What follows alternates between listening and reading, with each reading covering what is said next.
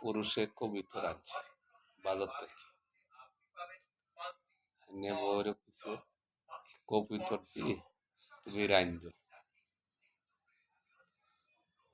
কবিটি রাঁধতে গিয়া কবিতর ফাঁক গড়ে তৈয়া শুয়ে রয়েছে। কিছুক্ষণ পরে যায় দেহে কবিতর বিলাই খাইছে। এখন মনে করছে যদি এখন বেড়ে রাতে তো মার খাইতে হইতেছে, এখন যদি কই যে কবিতর রাঁধছনি, এখন যদি কই না বিলাই খাইছে তাহলে তো আমার মারবো বাচ্চার বাপে।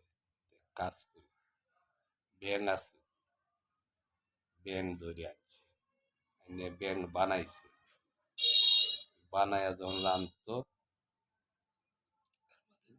মেয়েদেরকে দেখেছে ব্যাং রাঁধতেছে তার মায়।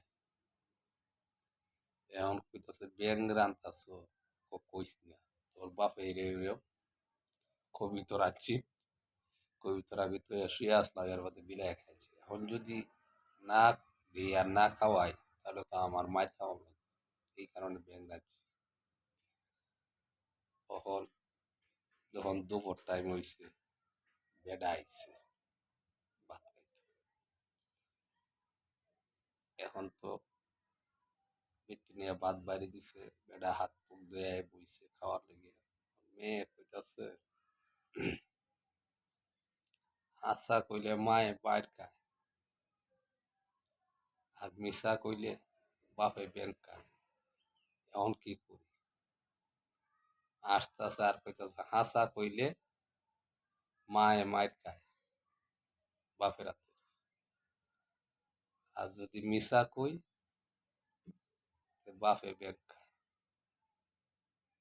এটা কইতাছে এখন কই এরকম ঘটনা কোনো জায়গায় হয় কিনা, অবশ্যই ওর আছে থাকতে পারে। কিছু কিছু খিচ্ছা আর বাস্তবে মিল হয়ে যায়। যাই হোক, অনেক সময় নষ্ট হলো আপনারা।